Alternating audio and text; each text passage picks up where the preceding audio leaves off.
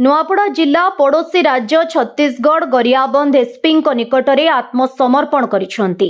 8 लाख टंका पुरस्कार रखा महिला माओवादी नागारी एरिया कमिटी सचिव जानसी ओरफ भाचेला मातामी गढ़चिरोली जिला तहसील धनोरा थाना गट्टा कोंडाबाही ग्रामर बासिंदा। जुलाई 2005 रु फेब्रुआरी 2006 पर्यंत जन मिलिशियार सदस्य भाबरे कार्य करथिले। फेब्रुआरी 2006 रे चाटगांव एलओएस कमांडर रणिता द्वारा माओ संगठन रे नियुक्ति पाइथिले। से जुलाई 2007 पर्यंत एलओएस रे कार्य करथिले। जुलाई 2007 रे नर्मदा नामक जणे नक्सल तांको स्थानांतर करी गार्ड करथिले। सेप्टेम्बर 2007 रे माड अंचल रे एसजेडसी बैठक रे तांको गरियाबंद अंचल रे काम करिबाकू प्रस्ताव दिया जायथिला। सेप्टेम्बर 2007 रु मार्च 2008 पर्यंत से माड रे प्रेस बैनर पोस्टर पाम्पलेट प्रस्तुत करिबारे तालीम नैथिले। एप्रिल 2008 रे से जिला कांकेर धामतारी देई गरियाबंद रे पहुंचीथिले। सेबेठारु 2011 पर्यंत से एसजेडसी कार्तिक सहित प्रेस संबंधी कार्य करथिले। 31 अक्टोबर 2011 से डीवीसीएम सत्यम गाड़वाडेंकु विवाह करथिले एवं तांको सहित मेनपुर डिविजन रे जुलाई 2014 पर्यंत कार्य करथिले। जुलाई 2014 रु से नागरी एरिया कमिटी एससीएम भाबरे कार्य करि आसुछंती। जुलाई 2018 पर्यंत एही पदवी। जुलाई 2018 रु जुलाई 2020 पर्यंत नागरी क्षेत्र कमिटी डेप्यूटी कमांडर पदवी रे कार्य करिसंती। जुलाई 2020 रु जुलाई 2022 पर्यंत नागरी क्षेत्र कमिटी कमांडर भाबरे कार्य करिसंती। जुलाई 2022 रु ए पर्यंत नागरी क्षेत्र कमिटी सचिव भाबरे कार्य करिसंती। माओवादींको फंपा चिंताधारा एवं वर्तमान सेमानंकर दुर्नीतिपूर्ण कार्यकू बांटी से कहिसंती जे आजी माओवादी माने पुलिस सूचनादाता संदेह रे निरीह ग्रामवासी को बलपूर्वक हत्या करुछंती।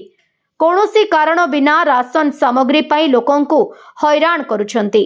सरकार को विकासमूलक कार्य को क्षति पहुंचाउछंती किंबा सेगुडी को समाप्त करने को देउनाहांती। बस्तर छोट युवक एवं महिला को प्रलोभित करुछंती किंबा सेमानंको परिवार को भयभीत करी माओ संगठन रे जोग देउछंती। बड़ माओवादी माने छोट कैडर को शोषण करुछंती।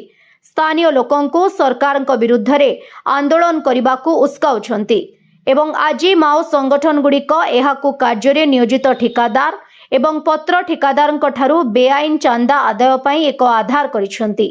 एही समस्त परिस्थिति देखी एवं माओवादी द्वारा स्थानीय लोकंको उपरे अत्याचार शोषण एवं असहायता देखी मोर मन विचलित हो जाए। सरकार को आत्मसमर्पण पुनर्वास नीति अधीन रे आमर अनेक माओ साथी आयातु संजय मल्लेश मुरली टिकेश प्रमिला लक्ष्मी मैना क्रांति राजीव ललिता दिलीप दीपक मंजुला सुनीता कैलाश राणिता सुजिता राजेंद्र आत्मसमर्पण करी एही सुविधा गुड़िकर सुजोग नेउछंती। असुस्थता समय रे स्वास्थ्य सुविधा बासस्थान सुविधा नियुक्ति सुविधा जहा विषय रे आमे खबर कागज एवं स्थानीय ग्रामवासी माध्यम रे सूचना पाउथुलु। आमे जंगल एवं ग्राम गुड़िकरे गरियाबंद पुलिस द्वारा आत्मसमर्पण नीतिर पोस्टर एवं पाम्पलेट मध्य पाउथुलु जहा मते लागुथुला जे मु जंगल रे पशु परी घर घर काहींकी बुलुछि। मु एही बड़ बड़ माओ कैडर मानकर दास। मो स्वामी सत्यम गावाड़े एक एनकाउंटर रे निहत हेबा परे मु मानसिक भावरे भांगी पड़िथिली एवं जंगल रो कष्ट एवं आत्मसमर्पण करिथिबा साथी मानक सुखी जीवन द्वारा प्रभावित होइथिली। मु मो परिवार सहित एक भल जीवन यापन करिबा पई आत्मसमर्पण रो पथ बाछिछि। सुकमा पुलिस मो आत्मसमर्पण रे एक विशेष भूमिका ग्रहण करिछि।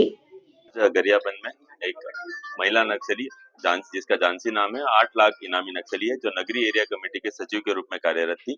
इसने आज आत्मसमर्पण किया है। ये पिछले 20 साल से नक्सल संगठन में कार्यरत थी। 2005 में भर्ती हुई थी। ये मूलतः गढ़चिरौली जिले की रहने वाली है। 2005 में भर्ती होने के बाद अलग अलग पदों में नक्सल संगठन में मिलिशिया से शुरुआत कर अलग अलग पदों में अलग अलग हथियार के साथ कार्यरत थी। 2006 में गरियाबंद जिला में आई थी।